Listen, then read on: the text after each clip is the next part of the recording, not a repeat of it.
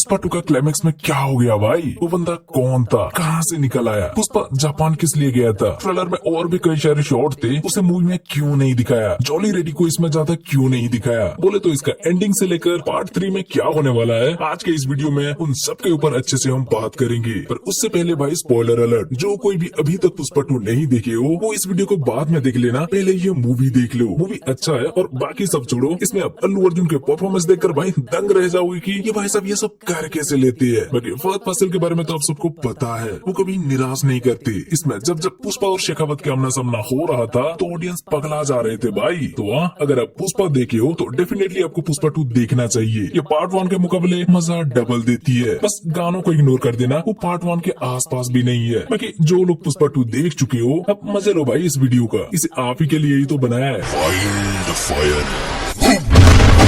पुष्पा 2 का क्लाइमेक्स भाई ऑडियंस का दिमाग में काफी सारे क्वेश्चन मार्क छोड़ जाता है और कुछ अधूरा भी लगता है। लेकिन वही सारी चीजों को जब पार्ट 3 द रैम्पेज से जोड़ दिया जाता है तो काफी इंटरेस्टिंग भी लगता है। देखो पार्ट 1 का टाइटल पुष्पा द राइज था, तो उसमें हमने क्या देखा? पुष्पा को जीरो से सिंडिकेट का चेयरमैन बनते हुए देखा। फिर पार्ट 2 का टाइटल अब पुष्पा द रूल है, तो इसमें हमने क्या देखा? पुष्पा पहले अपने लोगों को छुड़ाने के लिए पुलिस स्टेशन खरीद लेता है। फिर जब बीबी पूछती है तो सिर्फ एक फोटो लेने के लिए स्टेट का सीएम बदल देता है। और उसका भतीजी को किडनैप किया जाने के बाद तो आपको पता है, मतलब जैसा कि इसका टाइटल है वैसे इस बार पूरा मूवी में पुष्पा का रूल दिखाया गया है। फिर चाहे वो सिंडिकेट में हो, शेखावत के ऊपर हो या गवर्नमेंट पर भी। और भाई सच में पुष्पा का ये रूल देखने में बहुत मजा आया। लेकिन फिर भी जब ये मूवी खत्म हुआ तो कुछ तो अधूरा लग रहा था और उसका जवाब देने क्लाइमेक्स के बाद हमें देखने मिल जाता है पुष्पा द रैम्पेज का टाइटल, और यही टाइटल उस अधूरेपन को पूरा कर जाता है। अब देखो भाई पुष्पा द रूल में पुष्पा का रूल तो देखने मिलता है, पर उसके साथ साथ ये भी दिखाया जाता है कि पार्ट 2 में पुष्पा के पास धन दौलत शोहरत सब आ चुका है। लेकिन जिस चीज के लिए वो बचपन से तरस रहा था, इतना ऊपर आने के बाद भी, पूरा राज्य में उसका रूल होने के बाद भी उसे वो नहीं मिला था, और वो है अपने भाई से इज्जत। लेकिन स्टार्टिंग में ही इसका हिंट हमें दे दिया था, जब श्रीवल्ली मंदिर में सोने की मुकुट लेकर जाने पर भी पुष्पा का भाई इनका इज्जत नहीं करता। पर कोई बात नहीं, एंडिंग आते आते पुष्पा को वो भी मिल जाता है। जिस भाई ने पुष्पा को पहले दुत्कार रहा था वो आज पुष्पा को गले लगाने आ गया। मतलब पुष्पा को अपना भाई से इज्जत भी मिल गया, मुल्लटी सरने भी मिल गया, या बोले उसका फैमिली कंप्लीट हो गया। लेकिन जिस कीमत पर उसे ये फैमिली मिला है उसी वजह से इसका पूरा फैमिली खत्म भी हो गया। मतलब यात्रा सीक्वेंस में इसने जो बंदा को मारा और बाद में इसका भतीजी को उठा ले जाने के बाद इसने जिस बंदा को मारकर अपना भतीजी को वापस लाया वो और कोई नहीं, सेंट्रल मिनिस्टर के भाई और भतीजे ही थे। तो अब उसी सेंट्रल मिनिस्टर के कोई रिश्तेदार आकर बॉम्ब से इनका फैमिली को उड़ा दिया है। बोले तो जिसे मारने के बाद इसे वापस सब कुछ मिला था, उसे मारने की वजह से अब ये वो सब कुछ खो दिया है। तो आखिर में टाइटल के बाद ये इंटरेस्टिंग लगता है ना भाई। राइज में आगे बढ़ा, रूल में रूल करने के साथ इसे परिवार भी मिल गया, पर एक झटके में इसका वो सब कुछ चला भी गया। तो इसीलिए पार्ट 3 का टाइटल है द रैम्पेज। और रैम्पेज का मतलब क्या है? क्रोध, हिंसात्मक आचरण, भड़कना या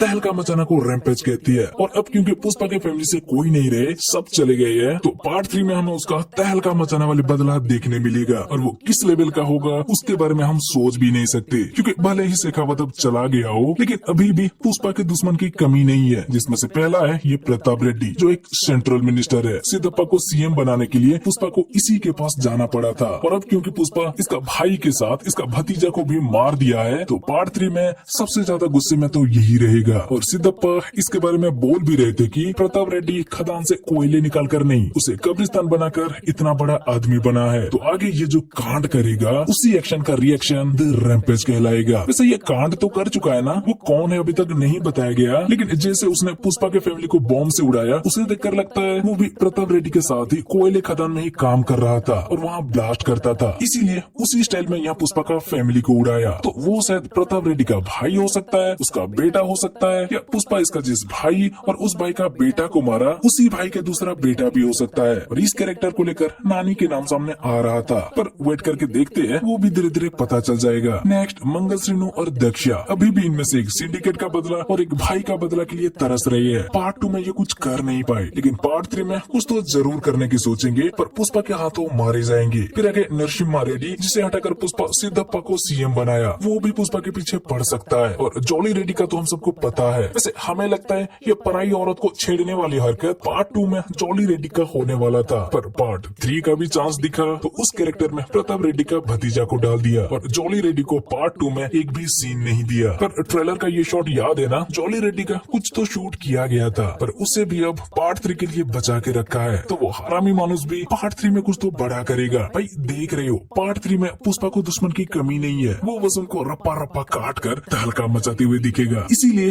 पार्ट 3 का टाइटल द रैम्पेज है। मतलब अब समझे, इसमें हम एक एक पार्ट करके या दूसरे को एक सीक्वल की तरह देखे तो पार्ट 1 में भी कुछ अधूरा लग रहा था और अब पार्ट 2 में भी कुछ अधूरा लग रहा है। लेकिन अगर इसे एक कंप्लीट ट्रायलॉजी की तरह देखे तो कहानी पूरा लगता है, क्योंकि सुकुमार ने इसे अलग अलग भागों में बांट दिया है। हाँ, पर 1 में जैसे राइज दिखाया, 2 में जैसे रूल दिखाया, 3 में सिर्फ रैम्पेज या गए बदला लेते हुए जॉन विक की तरह सिर्फ एक्शन ही नहीं दिखाएंगे, कुछ तो कहानी भी होगा ना भाई। और इंडियन सिनेमा की मूवी है तो 2-4 गाने भी जरूर होगा ना भाई। लेकिन कैसे? पुष्पा का पूरा फैमिली तो उस ब्लास्ट के साथ। अच्छा, आपको वो वेयर इज पुष्पा वाली ग्लिम्स याद है? वो 2004 का था, जबकि पुष्पा की कहानी लेट 90s में चल रहा था और उस ग्लिम्स से पता चल रहा था कि पुष्पा किसी को मार कर नहीं, लाल चंदन की वजह से ही जेल गया था। अब अगर इस तबाही के बाद भी वो फ्यूचर में लाल चंदन स्मगलिंग कर रहा है तो इसका क्या मतलब? उसका फैमिली सेफ ही होगा। और जैसा कि वो शेखावत को कई बार उल्लू बना दिया था, वैसा वो बॉम्ब फोड़ने वाले को भी उल्लू बनाया होगा। ऐसा हो सकता है, तभी तो स्टार्टिंग में वो जापान का सीक्वेंस दिखाया गया था यार। हाँ, अब वैसे तो ये सीक्वेंस बहुत से लोगों को इलॉजिकल लग सकता है और बहुत से लोग ये भी बोल सकते हैं कि पुष्पा का एंट्री धांसू दिखाने के लिए उसे जापान में दिखाकर उसे इसका सपनों से जोड़ दिया और हमें चूना लगाया। पर भाई नहीं,